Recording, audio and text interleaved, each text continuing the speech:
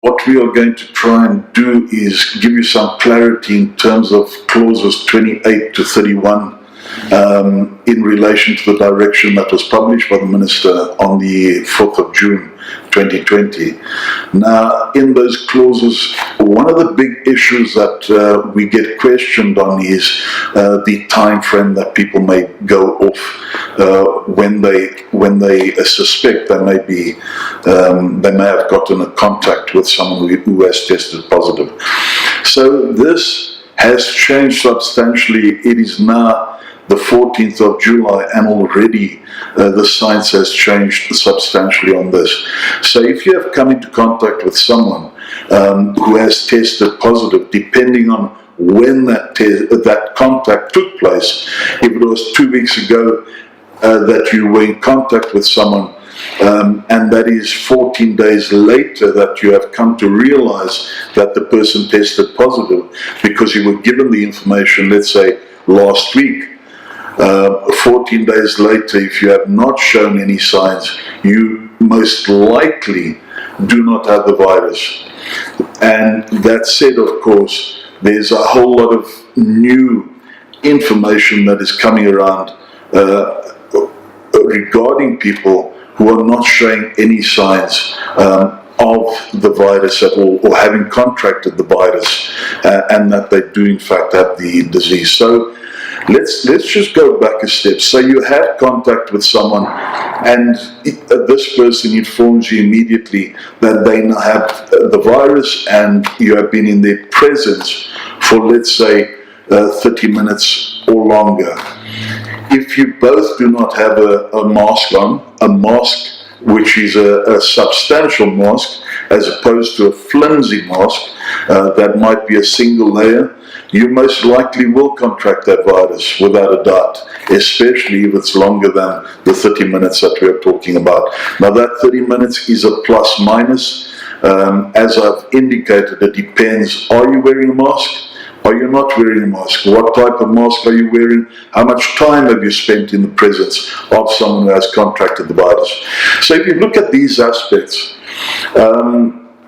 let's say now 7 days down the line, if you are still not showing signs having been exposed to someone, you most likely have not contracted the virus. It depends, of course, on the circumstances that you were in when you were with the person who tested positive.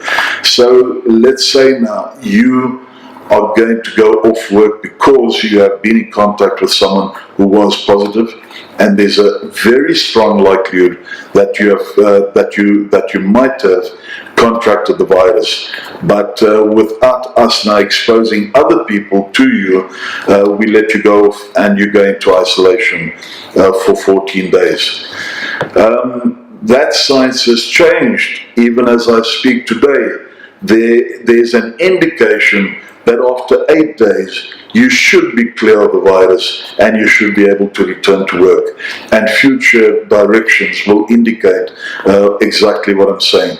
The current direction, of course, indicates the 14-day period.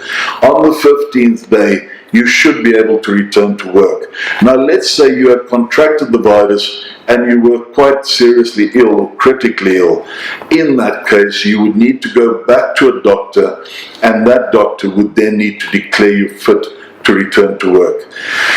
Now, in this instance, there's no requirement placed on the employer or the employee to go for a second test. If you have been for the first test after the 14-day period, according to the current directive, you do not need to go for another test. The Department of Health will not test you, and there's no requirement on you for that second test. Should the employer insist, which of course it is the employer's prerogative, the employer will be required to pay for that test. However, the employee cannot be victimized. This is a form of victimization where the employer keeps the employee away from the work and most likely does not pay the worker while the worker is not at work. And these are some of the cases that have cropped up.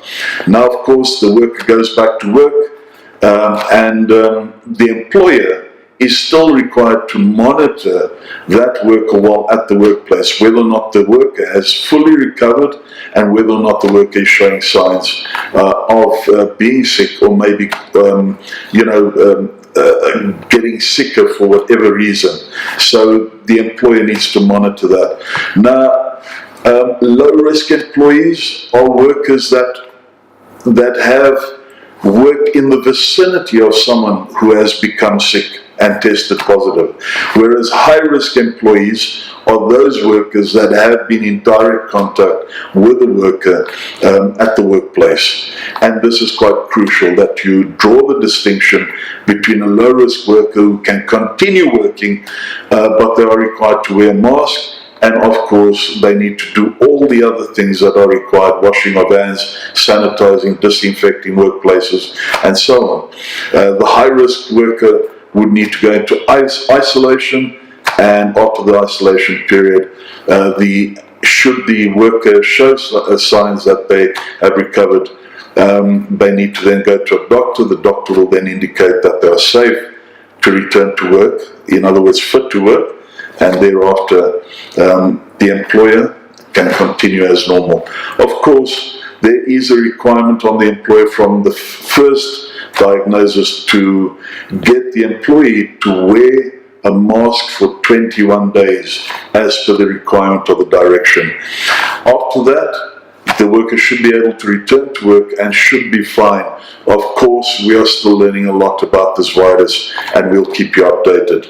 Until next time, thank you for spending the time watching this video with us, and we look forward to your presence again with our next video in the series.